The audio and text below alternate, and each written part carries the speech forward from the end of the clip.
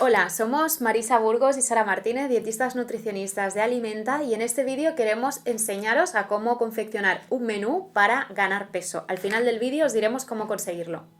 Eso es. Bueno, seguramente te estarás preguntando si tienes bajo peso.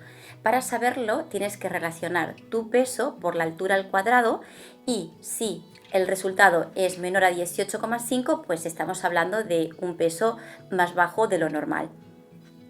Así es, Marisa, pero realmente te estarás preguntando, ¿cuál es mi peso ideal? A las nutricionistas no nos gusta hablar de peso ideal, sino de peso saludable, y este depende de muchísimos factores, como la complexión, la genética de la persona, si es hombre o mujer, si es deportista, el nivel de estrés, ¿no? Las hormonas catabólicas que ayudan a la pérdida de grasa, a la pérdida de masa muscular, el estado de salud, etc. Por lo tanto, determinar si una persona está en bajo peso solo por su IMC o por un número de la báscula, pues no es del todo realista e incluso a veces puede llegar a ser hasta peligroso.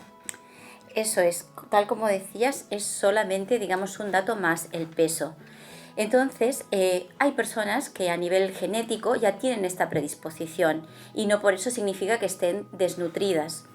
De hecho, la desnutrición la tendríamos que clasificar tanto en exceso, como sucede en la obesidad, como por déficit, cuando realmente no se aportan todos los macronutrientes ni todas las calorías que el cuerpo necesita para tener un equilibrio. Exacto. En cambio, en Europa y en países desarrollados, las principales causas de desnutrición suelen ser la desinformación, ¿no? Muchas personas no saben cómo nutrirse adecuadamente por falta de educación nutricional. ¿Y qué otras formas también tenemos de desnutrición? Pues principalmente en los países desarrollados las más comunes suelen ser por enfermedades mentales o físicas, también trastornos del comportamiento alimentario como anorexia nerviosa o bulimia nerviosa, cáncer o tratamiento del cáncer, que por cierto, si es el caso, en nuestro canal también os dejamos un vídeo en el que os enseñamos un menú para personas que estáis en tratamiento de cáncer. También otras causas de bajo peso pueden ser enfermedades como la tuberculosis o el SIDA, problemas hormonales sin tratar como el hipertiroidismo, problemas digestivos provocados por una enfermedad celíaca o una enfermedad inflamatoria intestinal como puede ser el síndrome de Crohn o la colitis ulcerosa, entre otros, la diabetes mellitus, también tipo 1, la ansiedad y la depresión y, por ejemplo, el consumo de psicoestimulantes. Eso es, tal como explicaba Sara, pues hay muchas patologías que pueden estar relacionadas con la desnutrición. De hecho, puede ser habitual en el ámbito hospitalario, según de la patología que se trate, pues puede haber más incidencia o no. Y luego fuera del ámbito hospitalario, pues podemos encontrarnos en esta situación pues personas que tienden a hacer dietas restrictivas a largo plazo o incluso deportistas que tienen que hacer dobles sesiones a lo largo del día porque tienen que competir o porque es su hábito y que realmente pues todos los nutrientes que tienen que recibir pues no los están recibiendo. Realmente en estas últimas, para conseguir un peso suficiente hay que adaptar siempre las necesidades energéticas a las fisiológicas y deportivas en el caso de que la persona sea deportista. Y en el caso de personas muy delgadas por factores genéticos, siempre y cuando no haya un problema asociado de salud, pues no sería preocupante. No obstante, cuando estas personas vienen a consulta con el objetivo de aumentar de peso, se trata de un proceso progresivo que por motivos de salud es recomendable pues que no sea rápido y que sea de forma gradual y obviamente buscando siempre unos porcentajes óptimos de grasa y de músculo. Eso es. Y bueno, para ganar peso no todo vale. ¿Qué quiere decir esto? Que mucha gente piensa que por estar delgada pues puede comer todo el tiempo bollería industrial, galletas, donuts o incluso embutidos, chorizo, bacon y que de esta manera sería la manera correcta de ganar peso. Y no es así porque las analíticas pueden salir mal y bueno, y en realidad el estado de salud se puede empeorar. Exacto. También otra cosa que desaconsejamos es no ser consciente de lo que comemos a lo largo del día. Es decir, puede ser que estemos comiendo a toda hora, pero no con la suficiente densidad energética que necesitamos para lograr esa ganancia de peso. Y por último, pensar que por estar delgados pues no tenemos que hacer ejercicio físico, porque de hecho digamos que sería algo contraproducente y el ejercicio, incluso si es de fuerza, puede ser digamos un factor que favorece a tu ganancia de peso y de musculatura. Exacto. Antes de nada, también, ¿qué deberíamos tener en cuenta? Pues que el estómago, perdón, es un músculo que en personas de bajo peso pues suele llenarse pues bastante rápido. Entonces, todo proceso de aumento de peso tiene que ser gradual y progresivo para ir entrenando este músculo y que cada vez pues la persona pueda ir ingiriendo pues mayor cantidad de alimento. Pues el menú que os presentamos pues está dirigida para aquellas personas que quieren ganar peso y musculatura también. Y se trata de un menú en el cual tenemos en cuenta los diferentes factores que lograrán este superávit energético, digamos, esta alta densidad energética. Es un menú general, no se trata de un menú personalizado, que es lo que hacemos habitualmente en la consulta, para garantizar de que el tipo de alimentación sea realmente saludable y equilibrada. Como bien has comentado, se trata de aumentar la densidad energética, calórica y nutritiva de los platos sin aportar demasiado volumen con tal de que la persona pues tenga unas buenas digestiones y no se llene demasiado rápido con platos de muchísimo volumen. Entonces, ¿qué más hemos tenido en cuenta para elaborar el menú a la hora de aumentar esta densidad energética, Marisa? Bueno, pues hemos tenido en cuenta la importancia de ir enriqueciendo los platos. Entonces, aquí hay varios alimentos que nos pueden ayudar, como puede ser el aceite. El aceite de oliva ya sabemos que es de gran calidad, por lo tanto será el prioritario, antes que el del coco, por ejemplo. Pero sí que es cierto que en algunos países se utiliza pues más el de girasol o el de maíz, que también podrían ser una opción, y si son tipo alto oleico, mejor. También podemos utilizar el aguacate para utilizarlo en las ensaladas, por ejemplo, o en el pan.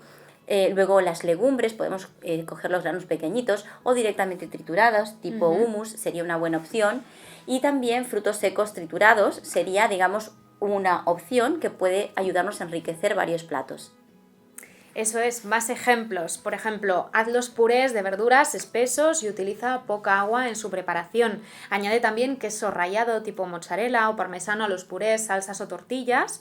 Emplea también el huevo cocido o troceado o rallado para enriquecer tanto sopas, cremas, purés, legumbres, pastas, verduras o ensaladas. De hecho, como os hemos propuesto en la ensalada de la cena del lunes o en el resto de ensaladas que os proponemos en el menú. Eso es. Y tal como comentábamos, el tema de las cremas, veréis que sale en el menú en varias opciones, porque todo lo que es triturado nos permite ir enriqueciendo, pues como habíamos dicho anteriormente, ¿no? Pues con el aceite, los frutos secos, incluso otras opciones como podría ser leche en polvo concentrada o clara de huevo también en polvo. Son varias las opciones que hay. O frutos secos también en polvo, que también es una muy buena opción. Estas recomendaciones irían enfocadas a los platos de comidas y de cenas, pero no nos debemos olvidar de los snacks entre horas, ¿no? Para garantizar pues esas 5 o 6 comidas, incluso más, ¿no? Mediante la media mañana y la merienda, por ejemplo, ya que estas nos ayudan a incorporar más energía y nutrientes de nuestra dieta. En el menú también os dejaremos pues varias alternativas para estas ingestas. Muy bien. Hay que tener en cuenta también el tema de los hidratos de carbono, ¿no? Porque ya veréis que en todo el menú, tanto en comida como en cena, e incluso en el desayuno y en los otros tentempiés o en las otras comidas, siempre están los carbohidratos presentes, de diferente manera. Es decir, el pan, la pasta, puede ser cuscús, quinoa, e incluso se pueden utilizar harinas, que pueden ser harina de maíz o incluso harina de trigo, que nos van a ayudar a enriquecer pues todos esos platos. Aquí también tenemos que tener en cuenta que si utilizamos el pan para cualquiera de las comidas, podemos aprovechar de poner sobre él el aceite que os comentábamos, la crema de frutos secos. Exacto. Entonces hay diferentes maneras de ir enriqueciendo cada plato. Y también puedes enriquecer, por ejemplo, en el caso de los snacks, ¿no? Tus yogures con frutos secos, con semillas, fruta desecada tipo pasas, dátiles, levadura de cerveza, incluso cacao en polvo, mermelada casera, a poder ser, o incluso miel. Muy bien, puedes preparar también batidos ricos en los cuales utilizas leche o leche en polvo, puedes poner también frutos secos, algo de cereales o harinas e incluso alguna fruta, porque claro, con todo esto trituraremos, nos quedará menos volumen y será más fácil consumirlo.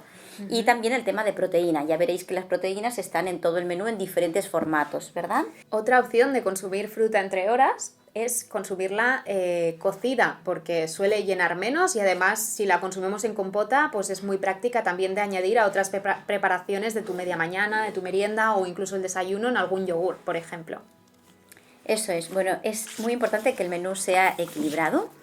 Tenemos que tener en cuenta que hemos hablado de las frutas desecadas, de los frutos secos, que si los utilizamos en exceso podían tener cierto efecto laxante. O sea que se trata de ir observando y pensando que lo ideal es la personalización. De hecho, si tenéis algún tipo de los problemas que hemos comentado anteriormente, lo ideal es visitar al especialista. Ya os hemos dado varias ideas para enriquecer vuestros platos, pero hay que tener en cuenta que, como dijimos al principio, no todo vale. Y aunque lo que queramos o nuestro objetivo sea ganar peso, deberemos evitar aquellos alimentos que también evitamos en cualquier pauta de alimentación equilibrada y saludable, como pueden ser pues, los procesados, los dulces, los refrescos, los embutidos, la bollería industrial, carnes procesadas, ¿no? También como las salchichas, platos precocinados o preparados, porque suelen ir con demasiados aditivos, demasiada sal, incluso grasas saturadas. Eso es. Por lo tanto, este menú equilibrado que os proponemos ya sabemos que es general y que se puede personalizar. Nosotros encantadas os podemos atender. De hecho, debajo del vídeo vamos a dejar un enlace para que podáis pedir visitas con nosotras si os parece bien.